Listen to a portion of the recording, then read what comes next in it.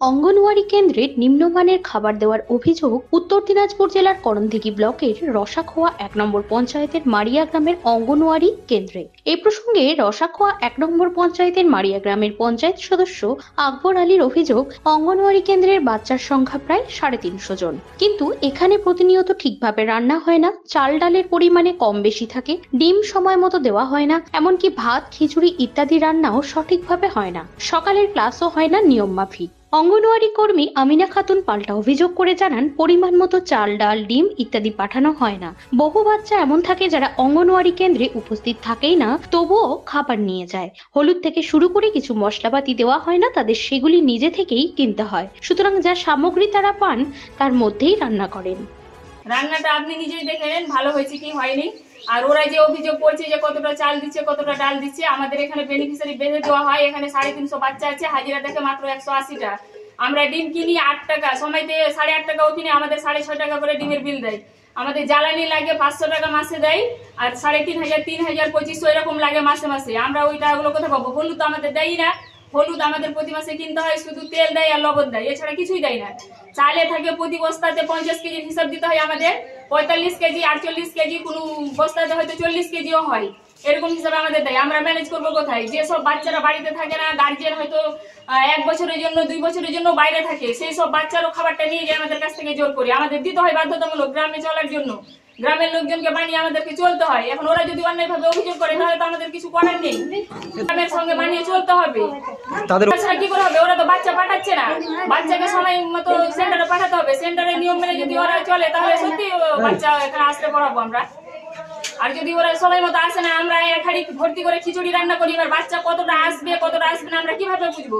Idea করে রান্না করি, দেখা গেলো কোনোদিন আসেই না, কোনোদিন হয়তো অনেকগুলো চলে আসে, তাহলে তো আমাদেরকে ওরকম হিসাবে ম্যানেজ করে দিতে হয়।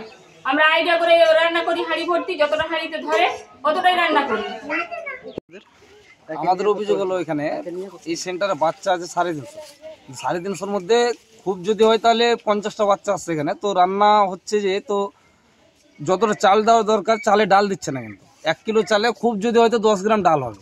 হ্যাঁ, খাবারটা ঠিকভাবে রান্না করছে না। সপ্তাহে 3 দিন ভাত রান্নার কথা, ভাত রান্না হচ্ছে না। সকালবেলা ক্লাস করার কথা, ক্লাসটাও হচ্ছে না। ডিম যেগুলো দিচ্ছে আমাদের এই রমজান পরে এই সপ্তাহের মধ্যে 2 দিন ডিম দিল, 3 সপ্তাহ ডিম দেয়নি কিন্তু।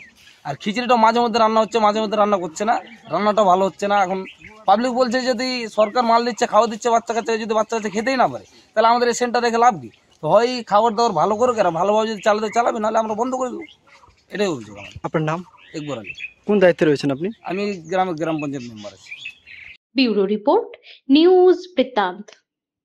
Wait, so this was your wedding look? Oh my god, Tammy, you look pretty.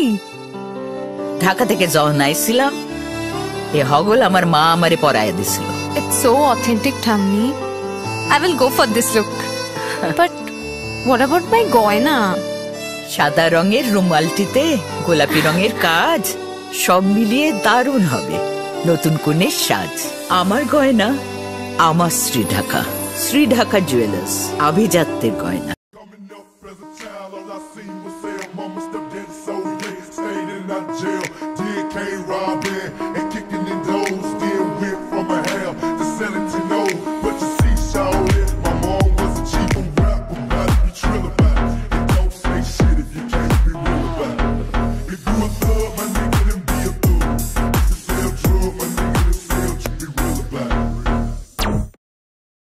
সব মাই চায় মেয়েকে রাজরানীর মতন সাজাতে, সাজিয়ে তুলতে চায় সোনার গয়নায়। ওরিয়েন্ট জুয়েলার্স, সোনা যা সর্বক্ষণের। ছোট ছোট অনুভূতি স্মৃতিগুলো থেকে যায় সব সময় আদরে। কুকু কুকু, কিরে হলো? আসছি, লকডাউন সময় তো হয়ে এলো। কিছু স্মৃতির ভাজেই তোলা থাকে শুভারম্ভে প্রাপ্তি। 50 বছরের অভিজ্ঞতায় আগ্নেশ্বর জুয়েলার্স, নিখুঁত গয়নার কারিগরি। Agneshwar jewellers, NS road, Raiganj.